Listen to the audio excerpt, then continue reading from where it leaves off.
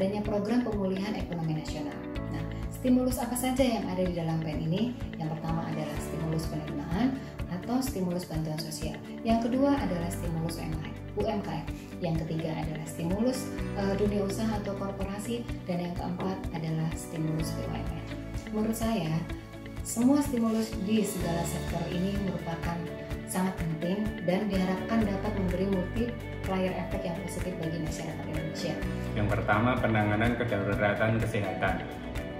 Program yang dilaksanakan diantaranya pembentukan gugus tugas penanganan COVID, penyediaan sarana dan prasarana kesehatan, juga adanya insentif bagi tenaga kesehatan. Selain itu, dilakukan pula pembatasan sosial berskala besar. Yang kedua adalah jaring pengamanan sosial. Kegiatan atau program yang dilaksanakan diantaranya program Keluarga Harapan, Kartu Sembako, BLT Dana Desa, Bansos Tunai maupun Bansos Sembako, maupun Kartu Prakerja, dan diskon listrik. Pemerintah melaksanakan sejumlah program untuk mencegah dampak pandemi COVID-19 semakin meluas. Di bidang kesehatan, pemerintah mendukung penanganan pandemi COVID-19 baik dari segi pencegahan maupun penanganan, dalam bentuk pelayanan kesehatan maupun penguatan rumah sakit rujukan. Insentif untuk tenaga kesehatan terus disalurkan secara bertahap. Bagi masyarakat yang terdampak, pemerintah juga terus menyalurkan bantuan sosial baik berupa bantuan non-tunai dalam bentuk sembako maupun bantuan tunai untuk program Keluarga Harapan. Transfer ke daerah disalurkan melalui program diantaranya dana desa, dana fisik, dan non-fisik. Kami juga berharap semoga seluruh penerima manfaat bisa menggunakan dengan sebaik-baiknya sehingga menimbulkan multiplier efek yang baik terhadap pemulihan ekonomi nasional. Yang terakhir dapat kami sampaikan juga bahwasanya isu saat ini yang paling banyak mengemuka adalah terkait dengan bantuan sosial. Semoga akan ada perbaikan ekonomi yang lebih tepat sasaran, khususnya kepada para penerima bantuan, dan juga penyaluran bantuannya juga lebih tepat sehingga lebih optimal. Melihat dinamika yang terjadi saat ini, proses pengurusan piutang negara, saya pribadi memiliki harapan agar PEN dapat menyasar kepada pelaku pendidikan atau pelajar-pelajar yang sedang menempuh pendidikan, terutama mahasiswa-mahasiswa yang sedang berkuliah, utamanya di universitas-universitas negeri di Malang ini.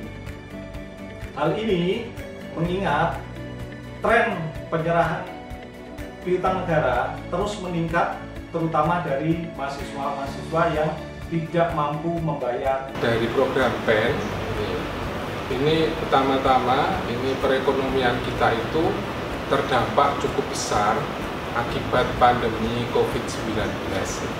Aktivitas ekonomi melambat, investasi menurun, kemiskinan meningkat.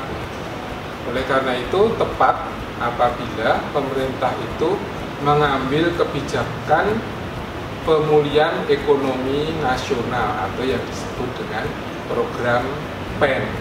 Harapannya sih semoga setelah program PEN ini dilaksanakan dapat benar-benar melindungi, mempertahankan, dan meningkatkan kemampuan ekonomi para pelaku usaha dalam menjalankan usahanya ya, sebagaimana tujuan PEN itu sendiri gitu.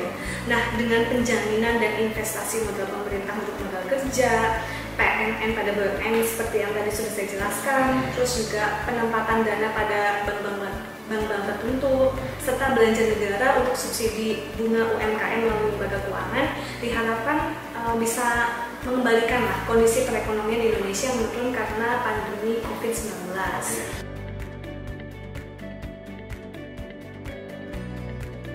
DJKN sebagai bagian pemegang kebijakan fiskal mempunyai peran yang penting dalam pemulihan ekonomi nasional, antara lain melakukan kajian PMN terhadap BUMN, melakukan analisis terhadap penjaminan yang dilakukan Special Mission Vehicle. Institusi lain yang ada di JKN termasuk di Kanwil yang ada kaitannya dengan program pemulihan ekonomi nasional adalah lelang dan pemanfaatan BUMN. Lelang yang berhasil akan memutar roda ekonomi dan meningkatkan likuiditas pemohon lelang termasuk perbankan. Peran DJKN sangat penting pada awal masa pandemi dalam proses optimalisasi BUMN, seperti pemanfaatan Wisma Atlet untuk rumah sakit darurat COVID-19. Dalam program PEN, DJKN memiliki peran krusial sebagai pendukung Menteri Keuangan dalam pengelolaan investasi pemerintah yang terkait dengan BUN BA 999.03. Proses penganggaran akan melalui DJKN dengan banyaknya KPA yang berada di luar DJKN, dengan penerima manfaat yang akan sangat luas seperti UMKM dan BUMN.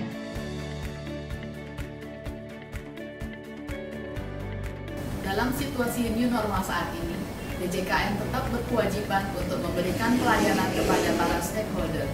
Prinsip-prinsip penerapan service excellence harus menjadi prioritas dengan tetap memperhatikan protokol kesehatan dan keselamatan semua pihak. Berbagai upaya penyesuaian dapat dilakukan oleh DJKN dalam situasi new normal ini, diantaranya penerapan relaksasi peraturan terkait fungsi DJKN, penerapan WFO dan WFH dengan tetap berorientasi pada optimalisasi kualitas kinerja, optimalisasi penggunaan sarana IT, dan penyediaan sarana prasarana penunjang pelaksanaan protokol kesehatan baik bagi para pegawai maupun bagi para pengguna jasa. Transformasi kantor DJKN Jabar menjadi kantor digital, sekaligus supaya DJKN Jabar berkontribusi pada kegiatan pemulihan ekonomi nasional. Kami telah menyiapkan dan sedang berproses agar budaya baru tersebut dapat dengan cepat dipraktekkan oleh semua insan DJKN Jabar, terutamanya dengan jalan resosialisasi tusi DJKN baik eksternal maupun internal.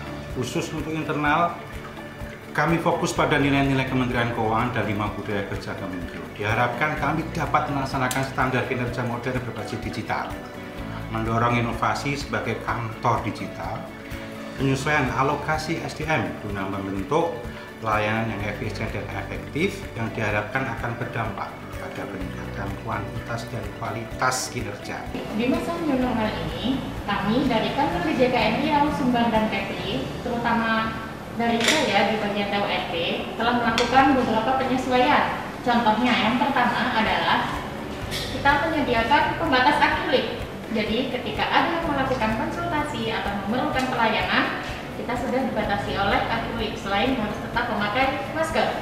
Yang kedua, kita telah melakukan rapid swab untuk seluruh pegawai di kantor DJKN RSK ini dan hasilnya semuanya non-reaktif.